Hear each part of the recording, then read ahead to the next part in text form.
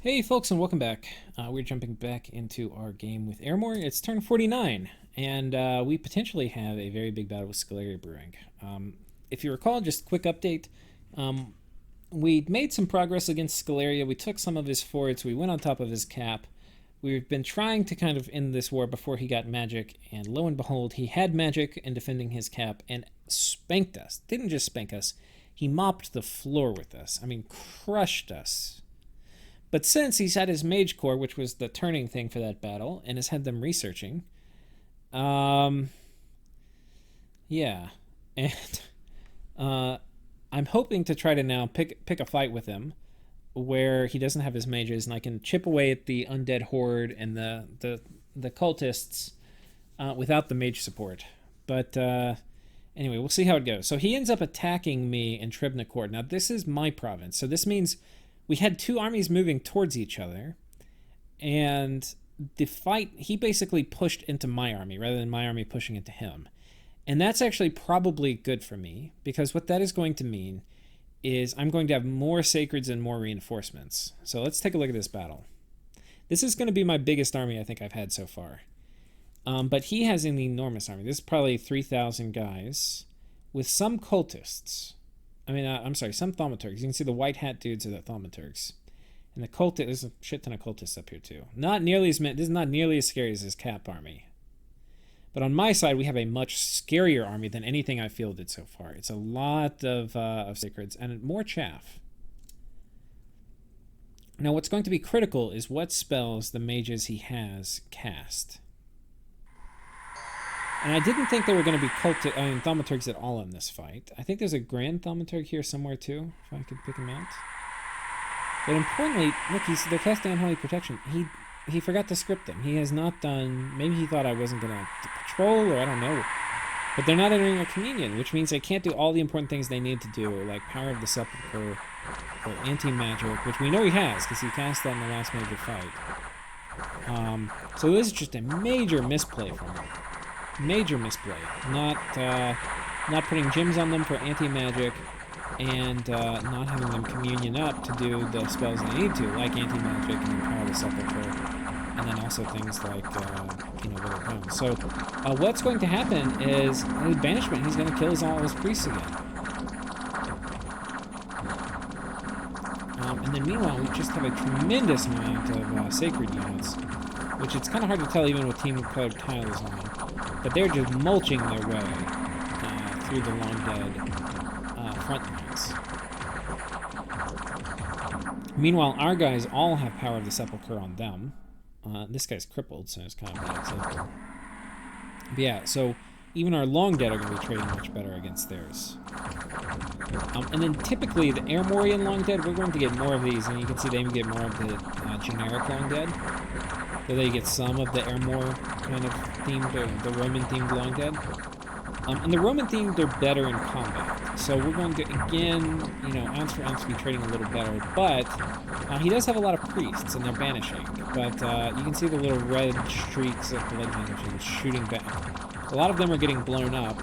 And now my knights, who have been on a flanking position, have moved through, chewed through a lot of the defensive forces and are now closing in on the remaining sacreds. You can see here sacreds, the remaining priests. You can see here they're closing in on these, and then presumably these two. And I think the army of Scalaria is routed now, so these guys are all going to start dissolving. Yeah, you can see them dissolve now. So this is a pretty big win for us. I think we got some of the thaumaturgs, at least. And we definitely got some of the cultists. And it didn't cost us this much. And this just shows you the importance of mages for Scalaria. If Scalaria was just a nation of skeletons, it wouldn't be a big deal. But they're also a nation of thaumaturgs. And the thaumaturgs have some of the... Astral Death 1 mages are really, really good. So anyway, this Scalaria playing only to one of the strengths, which is just the undead chaff. Not the other strength, which is the thaumaturgs. So, pretty serious misplay here. Would he have won if he cast anti-magic and was doing Withered Bones? No, he would have still lost. I think I had enough and this wasn't enough mages. But he would have killed a lot more of my sacreds. Like, I probably would have lost 50 lictors and 20 knights, which would be a big deal. But as it was, it's just a phenomenal trade for me. I lost some of my long dead, and that's about it. Almost no sacreds. And we killed 6 thaumaturgs, which is a big deal. And everybody here actually died. We lost because I cut off all his retreat routes.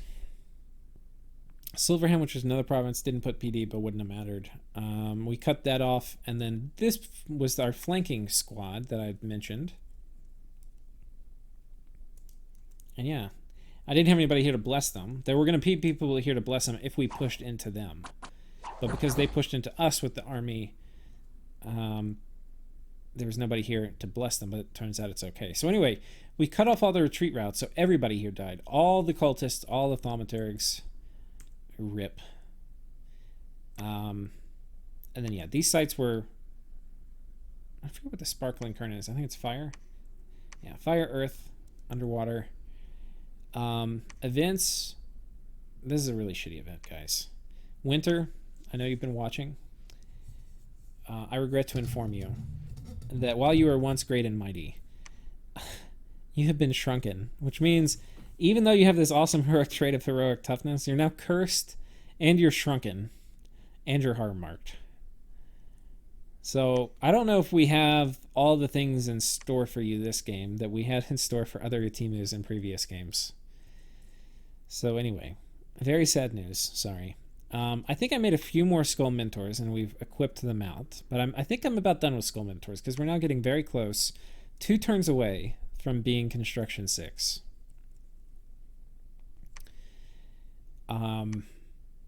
Yeah. So let's talk about now what this means. What does this mean? This means we are now capable of going on the offense again, because this is a sizable chunk of Scalaria we've taken out again.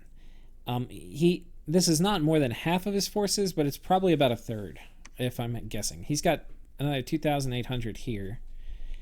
But Scalaria is again in this conflict, and it's extremely important I recognize it. They are in a conflict that they do not want to use their mages for like this petty raiding and skirmishing over this stuff.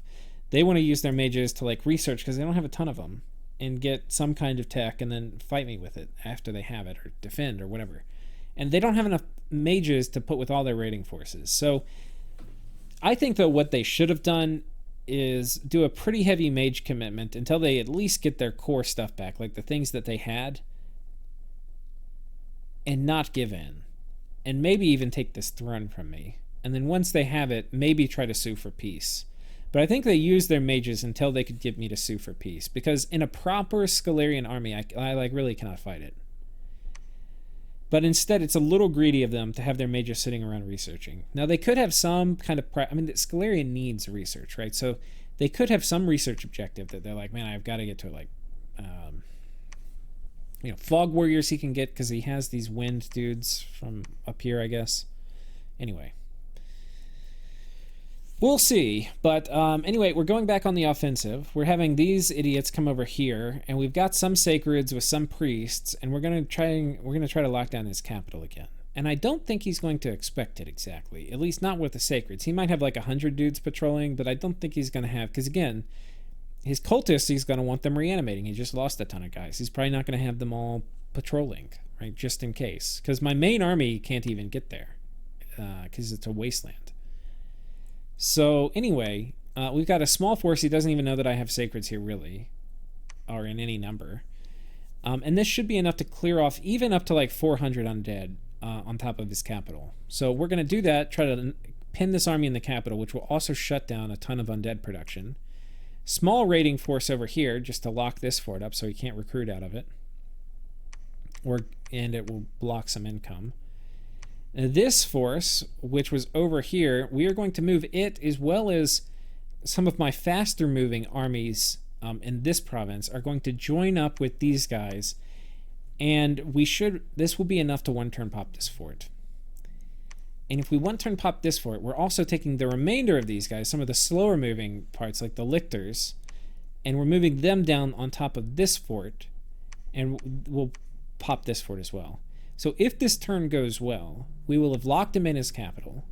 will have 1 turn popped this, and will have 1 turn popped this. This will prevent him from responding with his capital army onto this fort or this fort. And will also be just kind of locking up his forts in general. So that is the play. I have enough priests here. We have 3 priests. So 1 of them I think is coming over here, and 2 I think are going south. So anyway, that is the play. I've also been thinking about my next war too. I've got some scouts. I've managed to get a couple, and we've got them coming into Jotunheim. I need to see how this war is going. There's a few things I want to be cognizant of. I want to be able to vulture Jotunheim, at least some, if the squids get him. And particularly I want to get like this, and then, I don't know. I don't want the squids getting in my little lake system, but that's probably going to happen. So I don't know. In some ways, I feel like war with the squids. I feel like I'm going to be fighting them after Jotunheim. But anyway, if that's coming anyway, I would rather be a little proactive and get some of this land and not let that income go to relay the whole time. I think I've been looking at it though. I don't really want to attack Nabha.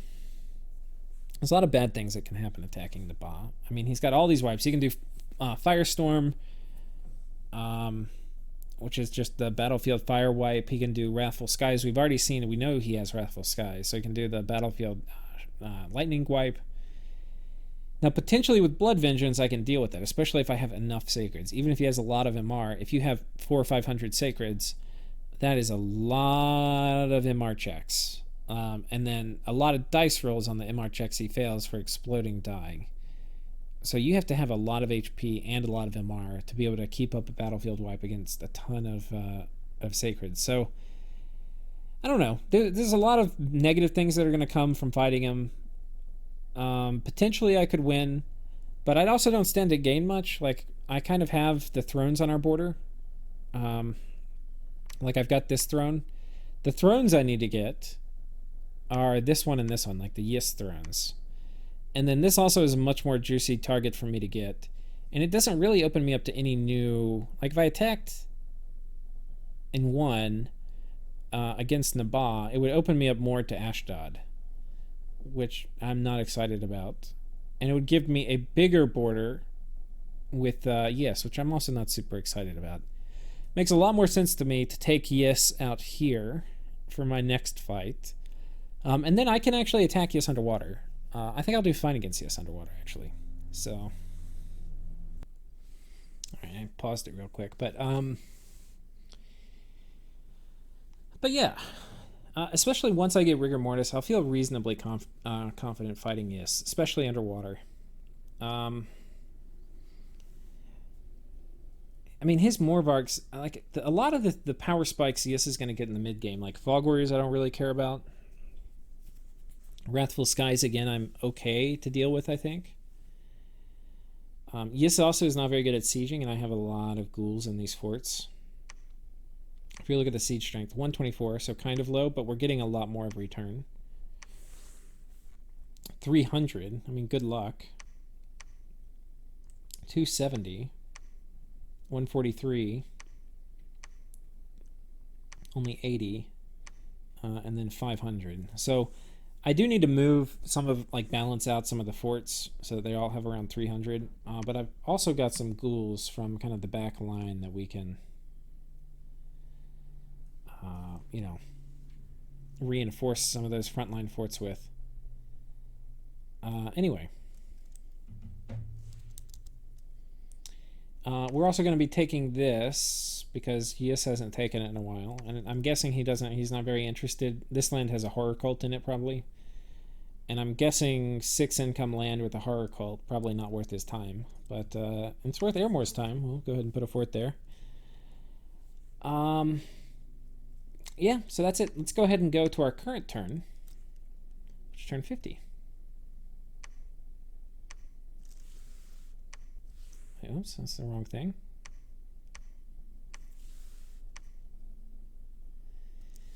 Turn 50. We have finally caught up, boys.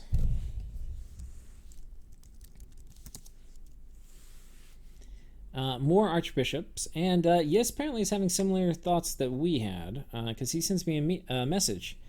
Greetings, Master of Undeath, Lord of Decay and Despair, of the lands of inglorious gloom.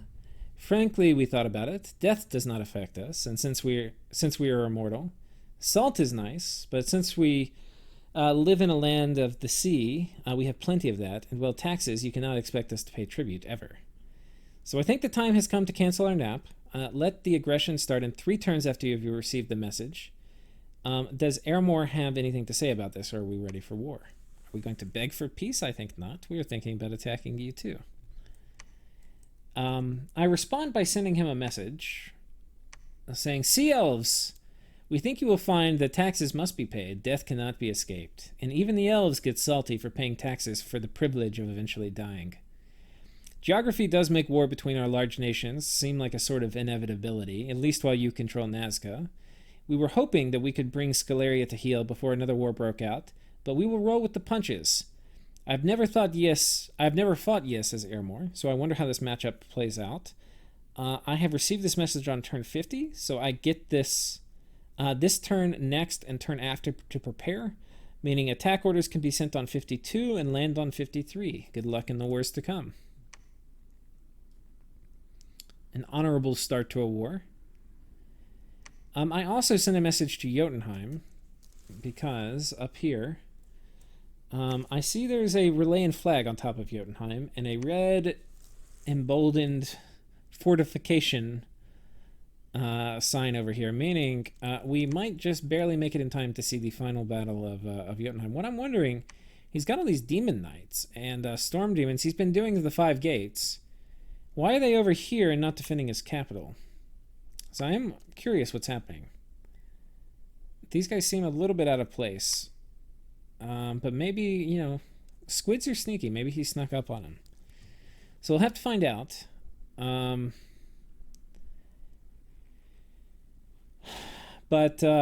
Anyway, I ask him if he'll release me from my nap if he thinks it's going to... If he's losing his capital, he's probably going to lose the war.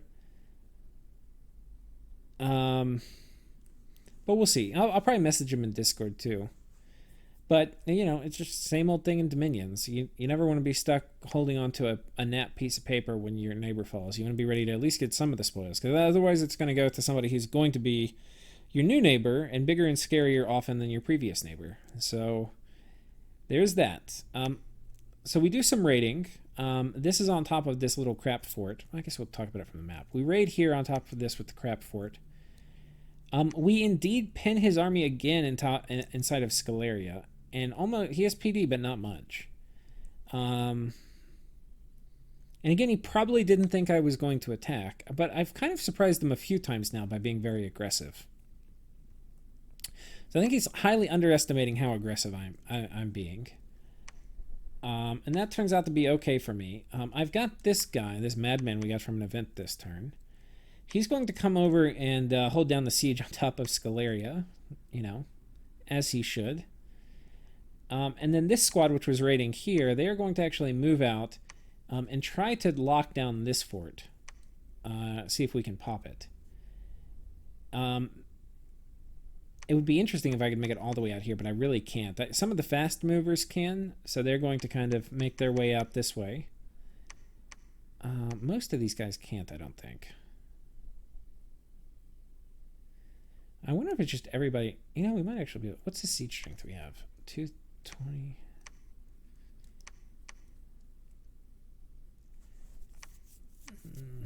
What's the siege strength on these guys? 40? You know, maybe there's a better move here.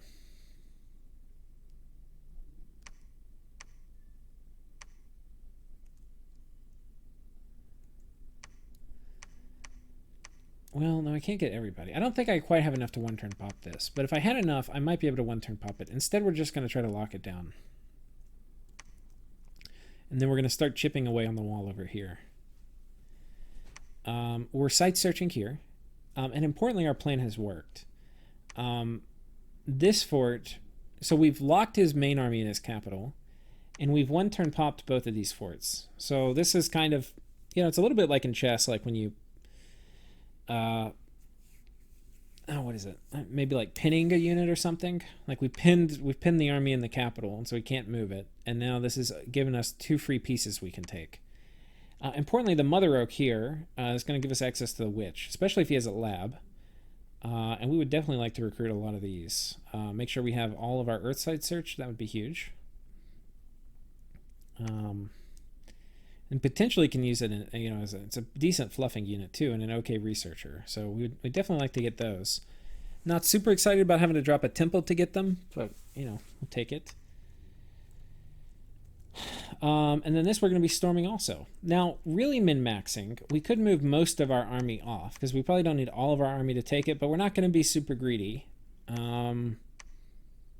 We're going to storm with what we have, because I think there's like a 300-person army inside here. I think this might be empty, so this one we really probably could move off of. But I don't think we're going to. In case like this army comes and fights us. I don't know. This army, you can argue we really should send it here. But we're not doing that yet. The goal, I haven't really talked about the grand strategy behind this. But the grand strategy, even though we've taken a loss here, even though we had a major win here again, we still do not have what it takes to fight Scalaria's main force. We're going to need fatigue plays in order to do that properly. The way we're going to do that is we need to get Enchantment 6. And we're 1 turn away now from Construction 6, and then we're probably like 3 more turns away after that from Enchantment 6, maybe 4. So it's going to be a while. So rather than just wait, let's try to stop as much of the undead production as we can, take other peripheral infrastructure so that vultures don't get it, etc. And then when we're ready, we want to come in and take that fight. Now, what I'm doing this turn to kind of prepare is we're empowering Atimu in air. And Atimu is a good candidate for empowering because he's immortal. I thought about doing it on my god, but the more I think about it, the more I want Atimu. Because also, if I empower him twice in air, he can cloud, which I will. He can then cloud trapeze. And then he can cloud trapeze and Wind of Death people later. But in the meantime, he can cloud trapeze and pick off raiders, which will be nice. And he can also cloud trapeze up here with a skull staff when we're ready. And the air crosspath really will only in this case be useful for the cloud trapeze part. He can just do rigor mortis, which would be nice. And when I start getting close, I probably need to move my god in. Well, there's a few things. I probably need to move my god over this way. Should I start doing it now? There's really... How much research? 15? We're still going to have enough. It's probably worth going ahead and... She's amphibious, too. Okay, we're going to move her here. She'll sight search us and then probably walk on over, but we should probably give her some water gems, too. This way I don't have to worry about equipping her midway through, and she can do Grip of Winter. Once we get Enchantment 6. Anyway, she'll sight search on her way over, and then we're going to have a Timu Cloud Trapeze in, and her move in with Grip of Winter.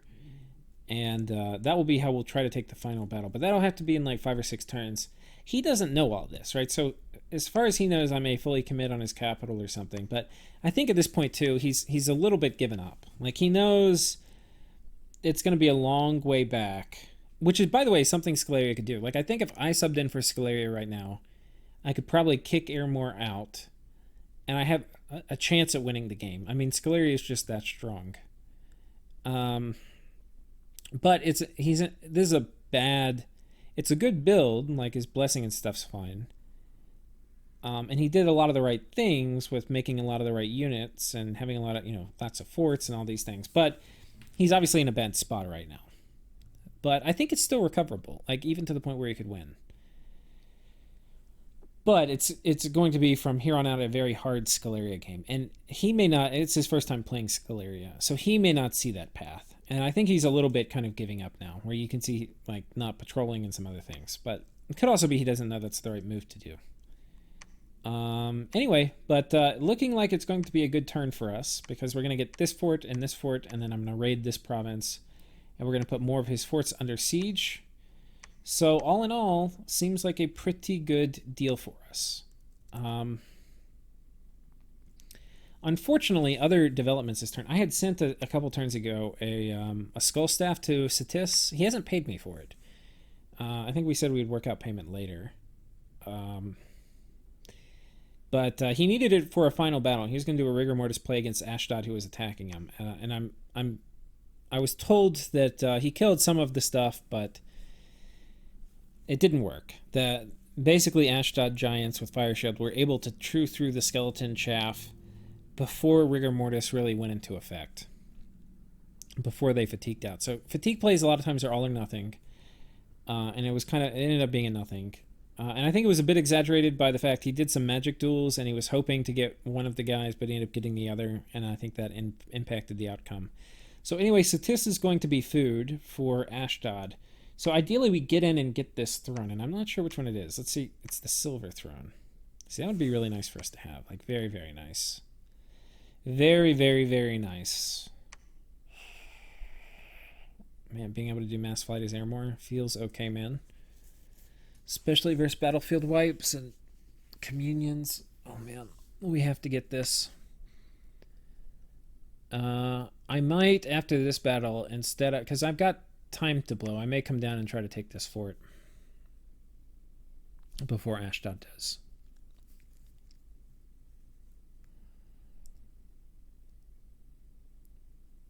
Ah, man. Even having a few of those make a big difference.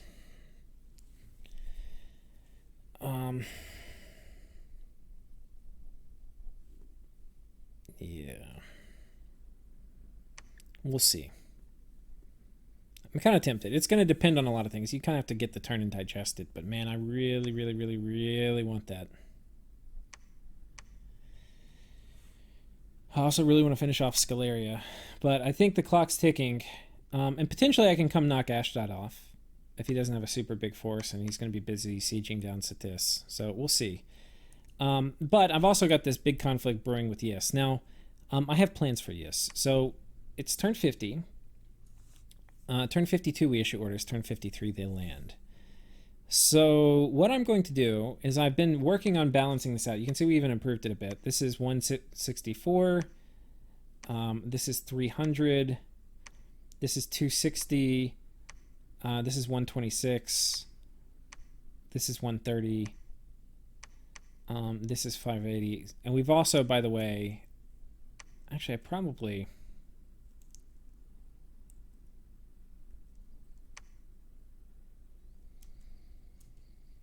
could bring a few more guys down here. Like, let's get a few of these, transfer some dudes down this way. There's no more population up here. We've turned everybody into ghouls. So, honestly, I don't really need a patrol. I think I want to balance out some of the ghouls. I want to make it where it's really hard for him to siege my stuff. And then in addition, what we're going to do is we're going to Bane Venom Charm. Not aggressively, because I don't want to destroy his population, because I think I'm going to actually win this war. But if it takes him, like, he's got 60 dudes here. Let's say he has 200 Morvox, which I think is generous. He's going to probably do like 60 damage a turn to forts. Which means it's going to take a long time. And if I have 5 Bane Venom Charms inside the fort, will disease probably about like 20-30% of his guys a turn. And over the course of like the 5 turns it might take him to take a fort, we'll get probably like 70% of his guys diseased. Which, when you're talking about super expensive Morvox, that's extremely painful. So we're forcing him to kind of be high commitment with his sieges because of this, like all of our defenses. And then we're going to Bane Venom Charm the shit out of him. We're not starting Bane Venom Charm production yet. We're making Archbishops this turn. After this turn, probably next turn, we'll do Bane Venom Charms. We'll make like 3 a turn. Until we have 5 or 6. And then I might make... I don't think I have the research for it. I don't really need it. I can just put it on random commanders or scouts or sensors or whatever. They'll get diseased, but who cares? Yeah, We'll just Bane Venom the shit out of any army he wants to put on top. So he can check into the Ermor Hotel. And meanwhile, we're going to be... We've got a pretty big force up here, but we're going to need more. This is not enough. So I think... Yeah, we've got some dudes... Like, we're bringing more Sacreds down here to shore this army up. But we'll see. I think if I were Yes, I would be wanting all this. So I think this is where he's probably going to attack me. But he's got a lot of mages and stuff down here. So I expect there's going to be... Most of his troops are down this way. I don't see many troops up this way. But again, you know, there's some Yusine Druids here. There's definitely going to be some action up here. If it's like squads of 10 more Arc Knights, we're going to be able to handle that easy. If it's 200 and that's up here, I'm not sure I have enough. But some of this we'll just see. I mean... He can hold on to provinces for a turn or two. I don't really care. That's just how it's going to be. How it's going to be. I talked with Naba this turn, and that's why we're doing this gym transaction. He's got death he can't spend, so he's sending him to me. He wanted all fire. I don't really want to give him all my fire, because I actually... Enchantment 6 also is going to give me access to Eternal Pyre, and I potentially can steal that from Sack. We're empowering... Putrescator in fire, and that will give him enough to cast Eternal Pyre. You need to be 6, but he make the hat. So first of all, when we get construction 6, he can make the which we call it, the fire death booster. So that gets him up to 3. He can I can make a ring of wizardry with my god, and then this and a hat. That'll get him up to 4. And then with 4, he can make the hat, which will get him up to 6. I mean, I'm sorry, to 5. But then he'll be stuck. So we're going to have to empower him anyway. So we're going to go ahead and empower him now. And you can see it ate into our gem supply, but not that much. So anyway, we're doing that. We're empowering him in fire. We've got pretty solid fire income, 13 a turn. So we'll probably have to bank up. I might let somebody else steal it, and then I steal it immediately after they do. I feel like because Naba wanted fire gems, he's going to make a play for stealing Eternal Pyre. And I might try to steal it after him, like overcast on him. So I might need like 300. We'll see. But yeah.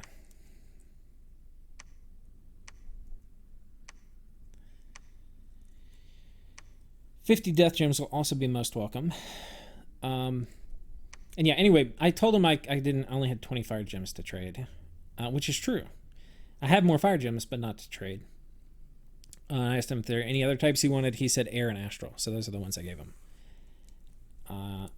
So anyway, that works out for both of us. I also talked with him about like what he was planning on after his war with End, and he said, you know, his neighbors are, he's got Relay, he's got me, he's got Sakane, and he's got Yis. And Yis doesn't make much sense because he can't easily go underwater. Similar with Relay, but Relay has more land holdings. Ashdod, it would make sense to get him while he's still dealing with Satis. And that actually, now is a good time to strike for that, I was telling him, because Ashdod's had significant losses against Satis and is very tied up in trying to take his infrastructure, so it's a pretty good time. Me, he said he thinks he would win all the major fights, but I have probably enough numbers I could still win the war even if he wins the major fights. And then if I have access to the fatigue plays, he might not even win the major fights, which I think is pretty fair. I would be worried about winning major fights against him. I think it's possible, but I don't know. So yeah. Looks like he's probably going to get mixed up with Ashdod. I'm certainly not going to tell Ashdod. These are both good players, so it'd be interesting. I don't know if I've actually seen them fight before, though they've been in... Both of them have probably been in my games almost more than any other player.